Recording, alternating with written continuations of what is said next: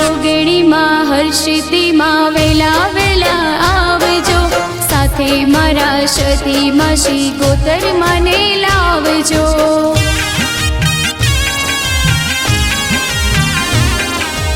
જોગણીમાં હર્ષિતીમાં વેલા વેલા આવજો, સાથે મારા સતીમાં શ્રી ગોતર મને લાવજો.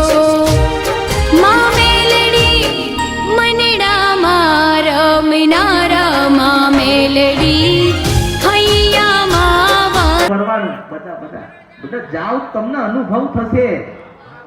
તમે પહેલા ધોરણમાં ભણો, બીજામાં ભણો, ત્રીજામાં ભણો, આમ કરતા કરતા તમારે આગળ વધવાનું ને, તો તમને ખબર પડે કે ભણતર અને જ્ઞાન શું કહેવાય.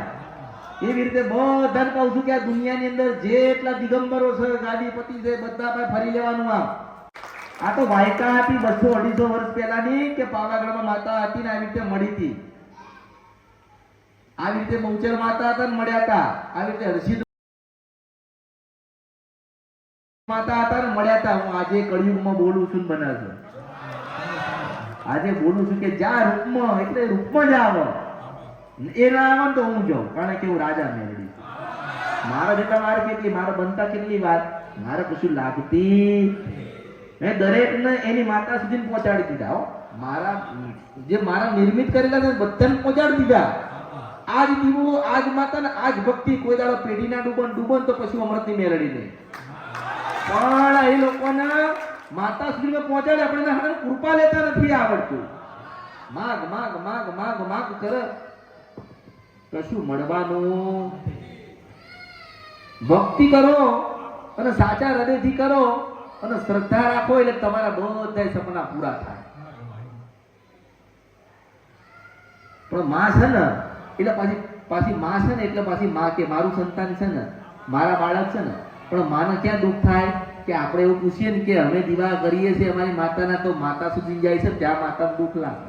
અરે મારા પર વિશ્વાસ નતો, મારી પર શ્રદ્ધા નથી, માતાને તો દુઃખ લાગે ને, એમ દુઃખ લાગે ના. આપણે દીવો કર્યો છે, તમને ખબર છે કે ચાંદનો સૂરજ ચાલે છે, એમાં પણ તેલ પૂરવા જતું હોય છે.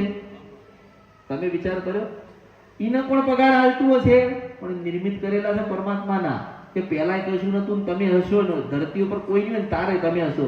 એવી રીતે હું માતા કહું છું કે તમે નહીં હોય ને તારે મારે ઊભું રહેવાનું. તમે સોય તો હું ઊભી છું, તમે નહીં હોય તોય મારે રહેવાનું છે. પણ કદાચ સમય જાય અને મને લોકો ભૂલી જાય તો મને વાંધો નથી, પણ તમારે ઘરે જે દીવા બતાવે છે ને, તમારે એને નહીં ભૂલવાના. 25 વર્ષ જાય તો મને ભૂલી જાય, મને એનો અફસોસ ના હોય, કારણ કે મનુષ્ય શું કાળા માથાનો માનીને એટલે બોલીને બીજું બોલો હું મેલડી નહીં. એટલે જે દીવો બતાવું, જે બતાવું ને એના ઉપર જ તમારે શ્રદ્ધા વિશ્વાસ ભાવ રાખીને ભક્તિ કરવાની છે. અને સમય બદલાય બદલાય બદલાય બદલાય, પણ તમારો હે ને શ્રદ્ધા વિશ્વાસ અને ભાવ નથી.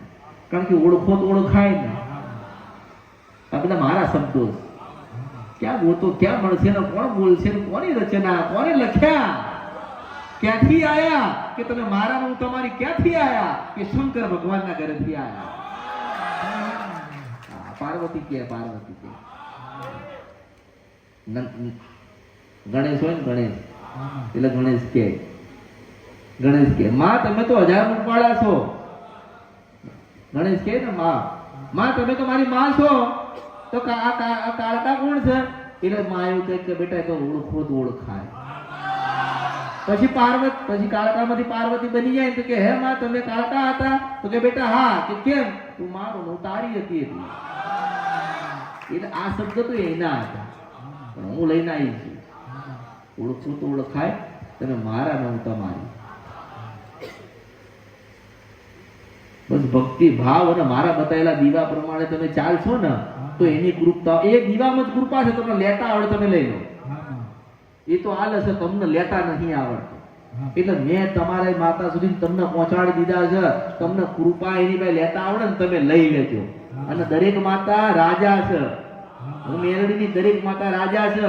તમારી ચાઉંડ હોય, મેલડી હોય, ખોડિયાર હોય, બહુચર હોય, ગમે તે માતા હોય, તમારા માટે એ રાજા છે, હું એકલી નહીં. એટલે આપણે સવારમાં ઉઠીએ ને, અને મને ઘણા લોકો સવારે વહેલા ઉઠે ને તો પછી મને કે રાજા મેલડી. પણ હું એવું કહું છું કે તું તારી માતાને કહીશ તો હું લેખે લઈશ. બધી માતાઓ રાજા જ છે, પણ આપણને એના પાસેથી રાજ લેતા નથી આવડતું. આપણે ફોટામાં ગોતીએ, મંદિરમાં ગોતીએ છે, દીવામાં ગોતીએ છીએ. પ્રભુ શું કે હૃદયમાં ગોતો, હૃદયમાં. હા, ભગવાન પોતે પરમાત્મા હૃદયમાં, પણ સમજતો નથી. એ બધી મંદિરોમાં અને મોટી મોટી મોટી મૂર્તિ અને ફોટામાં ગોત ગોત કરે છે. એ તમારો ભાવ ને તમારી શ્રદ્ધા છે, પણ તમારો બેહેલો તમારી કુળની દેવી છે ને એ જ મોટો મોટો ભગવાન છે. કોઈ નહીં આવે આ દુનિયામાં તમને તારવા, કોઈ નહીં આવે તમારી માતા સિવાય. હું તો એટલું કહું કે તમને ગમે તેટલું મોટો પહાડ જેવો મોટો આવ્યો છે તમારા ઘરે દૂર, તો તમારી માતા સિવાય તમને દુનિયાનો કોઈ દિગંબર હશે, ભૂવો હશે, જ્યોતિષ હશે, ગમે તે હશે ને તપસ્વી, તો તમને નહીં તારે, પણ તમારી કુળદેવી, તમારા ઈષ્ટદેવ ને તમારી જનેતા ઉપર બેહી જશો તો એ પાછી દુનિયા આમ પાતાળ તોડીને બહાર આવશે.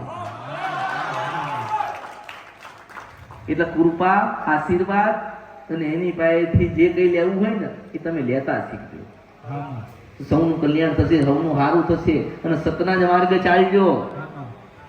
રૂપિયા આવશે ને જતા રહેશે, જે વસાયેલું છે ને એક સમય જતું રહેશે.